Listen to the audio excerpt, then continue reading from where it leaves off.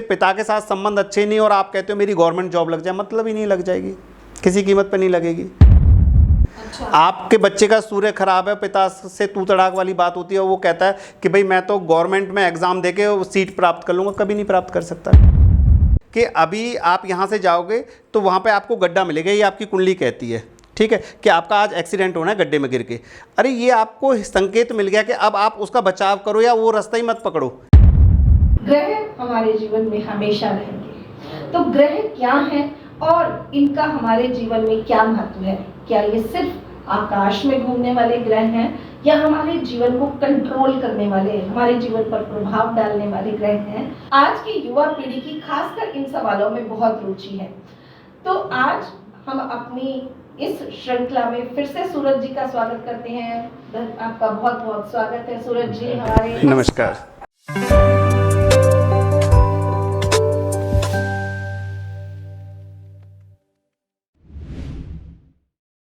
ये जो नवग्रह है ये है क्या? ये सिर्फ प्लैनेट्स हैं या इनका हमारे जीवन से कोई गहरा नाता है? जैसे ही नवग्रह की बात है, मैं आप बात कर रहे हैं तो नवग्रह प्लेनेट नहीं है, ये हमारे पूरे जीवन की दिनचर्या है और हर इंसान के ऊपर इन नवग्रहों का असर आता है, चाहे वो पशु पक्षी हो, चाहे पेड़ पौधे हों। जैसे ऋतुएं बदलती है ऐसी नवग्रह जैसे जैसे हमारे जीवन काल में बदलते हैं वैसे हर इंसान को इनका इफेक्ट मिलता है। किसी को अच्छा मिलता है, किसी को बुरा मिलता है, तो जीवन के अंदर पूरा का पूरा रोल हमारे नवग्रहों का है। अच्छा, और हर इंसान के जो जीवन में नवग्रह हैं वो उनके जन्म से निर्धारित होता है कि कौन सा ग्रह कहाँ है, या जीवन जैसे जैसे आगे बढ़ता है ऐसे ऐसे उनकी स्थिति भी बदलती जाती है? देखिए, स्थिति तो बदलती है, लेकिन जब भी हमारा जन्म होता है, जिस पल जिस घड़ी में जन्म होता है उसके अकॉर्डिंग उसके ग्रह पहले से ही निर्धारित हो जाते हैं। लेकिन जैसे गोचर के अंदर या ब्रह्मांड में जब भी खगोलीय चेंजिंग आती है तो वो हमारे जीवन में चेंज लाती है और थोड़ा थोड़ा उनके जीवन में भी चेंज आता है। अब जैसे कुछ लोग बोलते हैं कि मेरे तो ग्रह ही खराब हैं, या कुछ लोग कहते हैं मेरा तो शनि खराब है, मेरा तो शुक्र खराब है, तो ये लोग कैसे अपना अज्यूम कर लेते हैं, या इसका कोई विशेष कारण होता है, या इसका कुछ गणना होती है जिससे ये पता चलता है? देखिए, 100% अगर मैं कहूँ कि पूरा का पूरा 100% आपके ग्रहों के ऊपर निर्धारित है, ऐसा नहीं है। ये लोगों के ना भ्रम है, भ्रम लोगों ने अपने माइंड में पैदा कर रखा है कि सब कुछ ग्रह करते हैं। हमारे कुछ कर्म का भी खेल है, अगर हम कर्म ही नहीं करेंगे तो ग्रह क्या कर लेगा। ग्रह सिर्फ हमारे जीवन में प्रभाव डालते हैं, लेकिन उस प्रभाव को हम कितना ले रहे हैं ये हमारे कर्म पर निर्धारित कर रहा है। अगर हम कर्म अच्छा करेंगे तो प्रभाव कम हो जाएगा। अब मान के चलो आपके यहाँ पे गर्मी है, आप एसी चला लो तो आपने प्रभाव कम कर दिया, ग्रह तो चेंज नहीं हुआ। ग्रह सिर्फ एक संकेत है, उसका पूरा निचोड़ ग्रह नहीं है कि 100% ग्रह ही करेगा। आप अपने कर्म को उसके अकॉर्डिंग चेंज कर लो, आपके जीवन में चेंज आ जाएगा। तो जब हमारे ये जो ग्रह है इसमें ज्योतिष शास्त्र का क्या रोल है? ज्योतिष का देखो एक मूल रोल है। अभी जैसे मैंने आपको बताया कि आपके जीवन में कुछ कष्ट आ रहा है तो आप किसी अच्छे ज्योतिष आचार्य से मिल सकते हैं। ज्योतिष आचार्य से मिलने से क्या होगा कि आपके जीवन का वो कष्ट कम हो जाएगा। वो कोई ना कोई आपको सरल उपाय बताएगा, कोई तरीका बताएगा कि आप ये कर्म करो जिससे आपके जीवन में उन ग्रहों का असर नेगेटिव धीरे धीरे कम होना शुरू हो जाएगा। अच्छा, और जो लोग अपने आप ही आजकल कुंडली देखने का बहुत चलन है कि मेरे ग्रह खराब है, मेरे ग्रह अच्छे हैं, फिर एक दूसरे को बताने लग जाते हैं। तो जब हम अपने ग्रहों पर बात करते हैं और स्पेशली ये जो नव ग्रह है हमारे जीवन में इनका रोल है, तो कोई अगर गलत गणना बता दें या गलत तरीके से काम हो जाए तो क्या उसका उल्टा प्रभाव भी हमारे जीवन पर पड़ता है? बिल्कुल। देखो, आधा अधूरा ज्ञान तो हर जगह दिक्कत देता है कि आपको अगर पूरी नॉलेज नहीं है और आपने कोई गलत चीज़ कर दी तो आपके जीवन पर असर आएगा ही आएगा।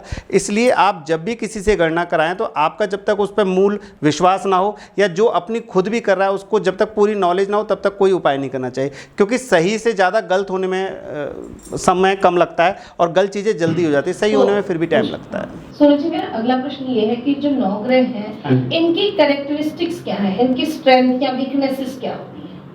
देखिए, जैसे 9 ग्रह हैं हमारे, सबसे ऊपर हमने सूर्य को लिया गया है, दूसरे नंबर पे चंद्रमा है, तीसरे नंबर पे मंगल है, चौथे नंबर पे बुध है, 5वें नंबर पे बृहस्पति है, 6ठे नंबर पे शुक्र है, 7वें नंबर पे शनि है, 8वें और 9वें नंबर पे राहु और केतु को रखा गया है।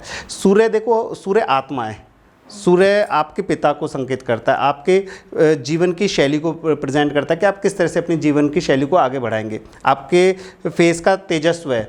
उसके बाद चंद्रमा को मन का कारक बताया गया, मन की शांति बताया गया है, माता का दर्जा इसको दिया गया है। मंगल हमारी बल की शक्ति है, हमारे जीवन में कितनी शक्तिशाली होंगे हम, या हम किस शक्ति से किस कार्य को करेंगे, और हमारे खून के रिश्तों में भाई बहनों को हमने मंगल का दर्जा दिया गया है। बुध हमारे जीवन में हिसाब किताब है, हमारी मेंटल स्टेट है कि हम किस तरह के सोच वाले व्यक्ति है, और जीवन में इसको बुआ, बहन, मासी इनका संकेत दिया गया।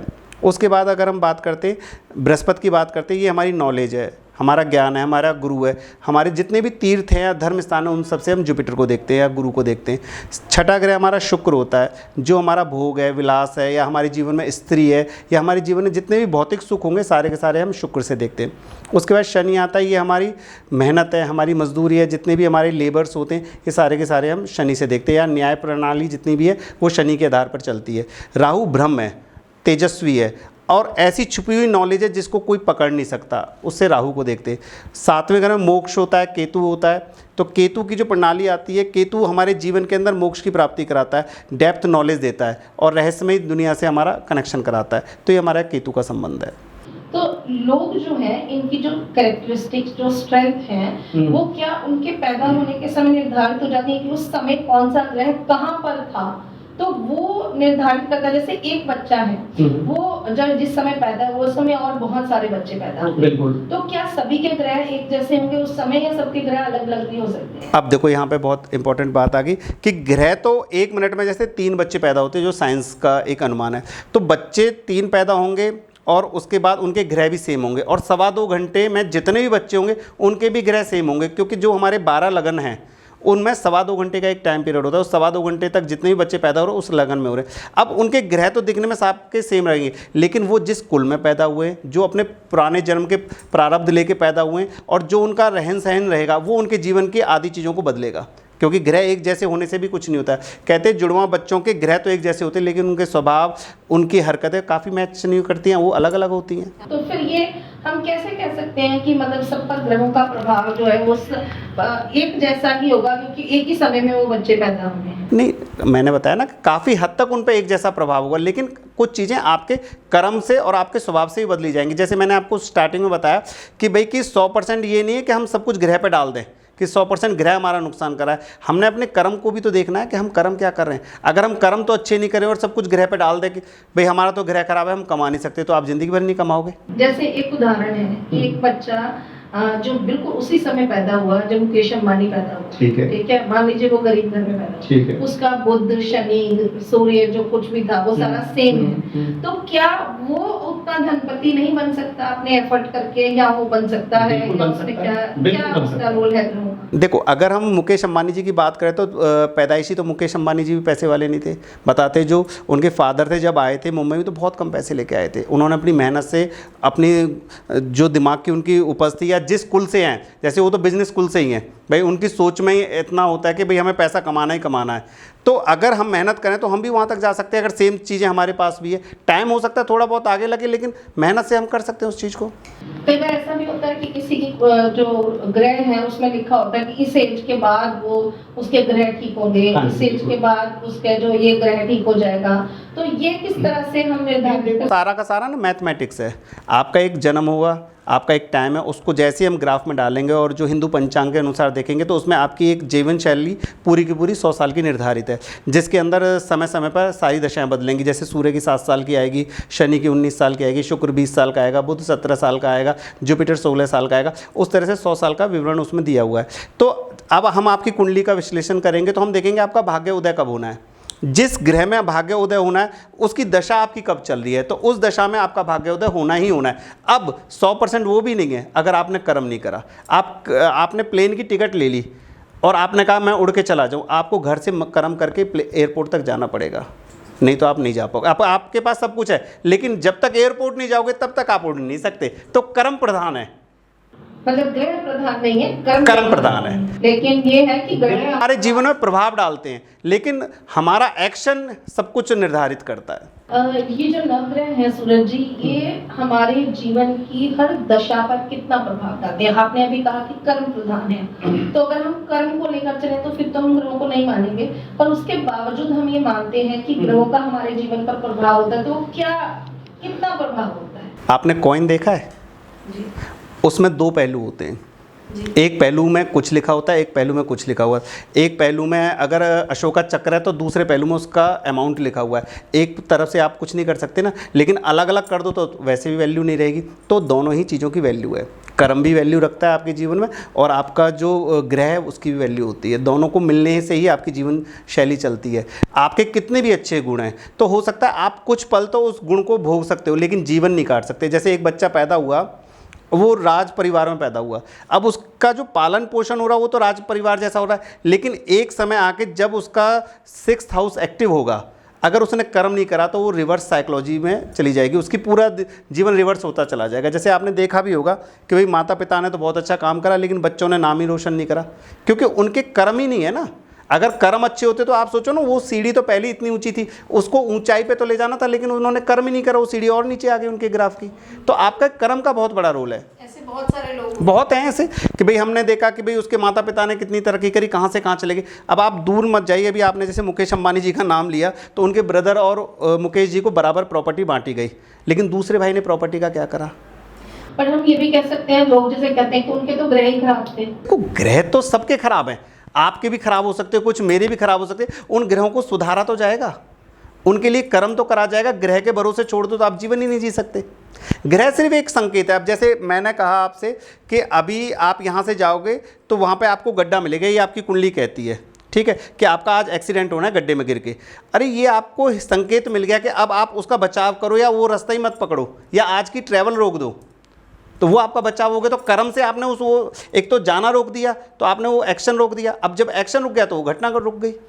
बिल्कुल। तो मतलब ज्योतिष शास्त्र जो है वो आपको एक दिशा दे देता है, आने वाले समय में दिशा देते हैं। ये नहीं है कि वो सब कुछ हमारे लिए खराब कर सकते हैं, वो ग्रह खराब नहीं करते, वो हमारी सोच पे कब्जा कर सकते हैं, लेकिन सोच को तो चेंज किया जा सकता है। सूरज जी, ये जो एस्ट्रोलॉजी है ये हमें अपनी पर्सनल ग्रोथ में किस तरह से हेल्प करती है, पर्सनल डेवलपमेंट में किस तरह से हेल्प करती है? देखो ये भी बहुत अच्छा क्वेश्चन है आज के हिसाब से। अब बात समझो, आप यहाँ से अगर हम फरीदाबाद में बैठे हुए हैं तो फरीदाबाद से दिल्ली 30 किलोमीटर है, ठीक है। अब हमें भी पता है, आपको भी पता है 30 किलोमीटर है। अब जाने के तरीके कई हो जाएंगे, हम साइकिल से भी जा सकते हैं, हम बस से भी जा सकते हैं, हम अपनी कार से भी जा सकते हैं, हम 2 व्हीलर से भी जा सकते हैं। अब वही एक तरह का उपाय का है, जिस तरह का आपने उपाय करा उस स्पीड से वहाँ वो पहुँचा देगा। अगर आपने कोई उपाय भी नहीं करा तो धीरे धीरे तो चल के आप 30 किलोमीटर कवर कर ही लोगे। तो जो ज्योतिष के उपाय होते हैं वो आपके जीवन को एक इजी वे देते हैं, जिससे कि आप अपने जीवन में बहुत जल्दी चेंजिंग ला सकते हो और उस समय को अचीव करके अपने जीवन में ग्रोथ कर सकते हो। ऐसा नहीं है कि कोई उपाय नहीं करता तो उसका जीवन अच्छा नहीं चलता, उसका जीवन भी अच्छा चलता है, लेकिन वो अचीव किस एज में करेगा इसमें थोड़ी सी दिक्कतें आ जाती है। वो अचीवमेंट हो सकता है उसकी लेट हो, और आपको पहले से ही गाइड मिल जाए तो आप उस चीज़ को अचीव जल्दी कर लोगे। पर ऐसा होता है कि जो भी आपको गणना बताई जाती है कि ये आपके ग्रह हैं, ये हमेशा सही होते हैं। मैंने अपने पर्सनल जो मेरा अपना एक्सपीरियंस है, मैंने देखा है कि लोग इतने बड़े बड़े बिजनेस खोलकर बैठे हैं कि वो आपके ग्रह ये खराब है, ये अच्छे हैं, इसको इस तरह से करो, और लोग उनकी बात मानते हैं, पर कई बार उसका कुछ भी फायदा नहीं होता। देखिए जो ग्रह हैं वो आपको एक निर्धारित समय के लिए हिंट कर रहे हैं, आप बट 100% वो कोई प्रेडिक्शन नहीं कर रहा कि आपके साथ वैसा ही होगा। क्या पता आपके कर्म इतने अच्छे हो कि वो घटना ही ना घटे। कुंडली में एक प्लेनेट बैठा हुआ है आपकी कुंडली में, मान के चलो मंगल केतु का एक दोष है, वो कहता है कि जब मंगल केतु इकट्ठे मिलेंगे तो आपकी पार्टनरशिप नहीं चलेगी किसी के साथ। अब वैवाहिक जीवन में भी पार्टनरशिप है, आप बिजनेस करते हो उसमें ही पार्टनरशिप है, लेकिन 100% नहीं देखा गया कि 100% उनके तलाक ही हुए हैं या 100% बिजनेस ही खराब हुआ है। कई बार तो ऐसा देखा जाता है जिसका मंगल केतु उसने बिजनेस ही नहीं करा, वो तो जॉब कर रहा है, और वो प्रेडिक्शन कहाँ जाएगी। तो कुंडली सिर्फ हमको एक हिंट देती है कि भाई इसके साथ ये घटना हो सकती है, 100% किसी भी चीज़ का कोई आधार नहीं होता। तो यानी अगर किसी इंसान को पता चल जाए कि आप बिजनेस करोगे और वो नहीं चलेगा तो वो बिजनेस करे ही ना, वो अपनी जॉब करे, तो एक तरह से लाइफ को राइट डायरेक्शन में ले जाए। अगर राइट डायरेक्शन में ले गया तो उसके जीवन में कष्ट ही नहीं आएगा। अब सूरज जी, जैसे हमने बीच बीच में ग्रहों के बारे में बात की, आपने ग्रहों का बहुत अच्छा एक डिस्क्रिप्शन दिया। अब सूरज की अपनी स्थिति है, उसका अपना प्रभाव है हमारे जीवन पर। अगर उसके बाद मंगल देखें, चंद्र देखें, बुध देखें, तो अगर हम इन ग्रहों पर डिटेल में बात करें तो क्या आपको लगता है कि इससे हम ग्रहों को और गहराई से समझ सकते हैं?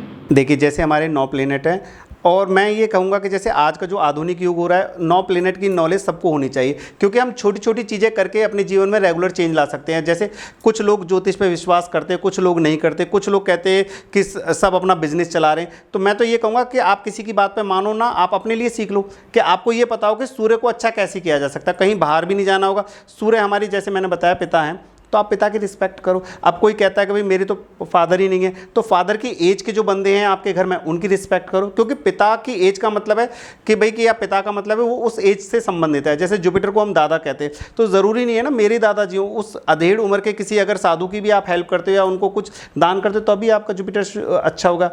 जैसे बुध से बहन बेटियां अच्छी होती हैं, आपके घर में अगर बहन बेटी नहीं है तो आप जो छोटी छोटी कंजकें होती हैं उनको दान करने लग जाओ तो आपका बुध सही होने लग जाएगा। तो 9 ग्रह का जो डिस्क्रिप्शन है हम अपने जीवन में अपनी रेगुलर दिनचर्या को बदल के भी उनको सही कर सकते हैं, काफ़ी हद तक सही कर सकते हैं। ये जो सूर्य है, आपने बताया कि सूर्य को पिता कहा गया है, चंद्र को माता कहा गया है, बुध को बहन कहा गया है, तो जिस तरह से हम, मुझे लगता है कि अपने रिश्तों में भी एक अलग रिस्पेक्ट और एक अलग तरह का सम्मान पैदा कर सकते हैं और समझ सकते हैं कि अगर मेरा सूर्य ठीक नहीं है तो मुझे अपने पिता की रिस्पेक्ट ज्यादा करनी चाहिए। आप देखिए जिसके भी जीवन में प्रॉब्लम आ रही है, आप अब जैसे ज्योतिष के पास जाओगे या किसी अच्छे विद्वान के पास जाओगे, वो आपको बता देगा ये आपका ग्रह खराब है। तो मन को शांत रख के मेरी बात को समझना कि मैंने किस ग्रह का किससे संबंध बताया था, आपका वहाँ पर प्रॉब्लम चल रही होगी।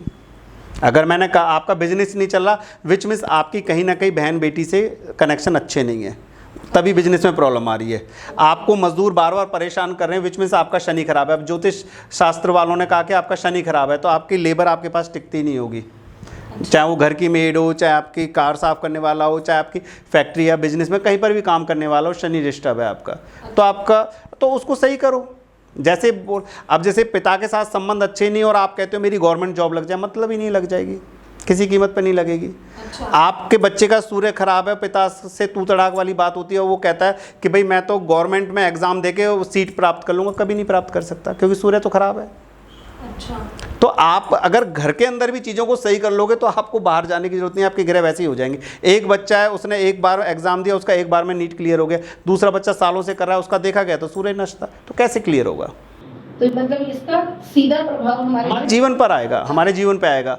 माँ बचपन में किसी बच्चे की चली गई किसी भी मिसहैपनिंग से, उस बच्चे का ऑटोमेटिकली चंद्रमा खराब है, अब वो हायर डिग्री नहीं ले पा रहा क्योंकि चंद्रमा नष्ट है, हायर डिग्री नहीं आने देगा, वो इमोशंस उसके बार बार डिस्टर्ब हो रहे हैं। तो ऐसे बच्चे को यही कहा जाएगा कि माँ की उम्र की किसी भी लेडीज़ की सेवा करना शुरू कर दो, आप चंद्रमा को स्थापित करो। जैसे चांदी की कटोरी होती है, उसमें कुछ गंगा जल भर दो या एक मुट्ठी चावल रख दो, तो आपका चंद्रमा स्थापित हो जाएगा, तो धीरे धीरे मन आपका सही होने लगेगा। ये रेगुलर की छोटी छोटी चीज़ें हैं जिनको हम रेगुलर दिनचर्या में लाके भी अपने काफ़ी हद तक अपने घरों को सही कर सकते हैं।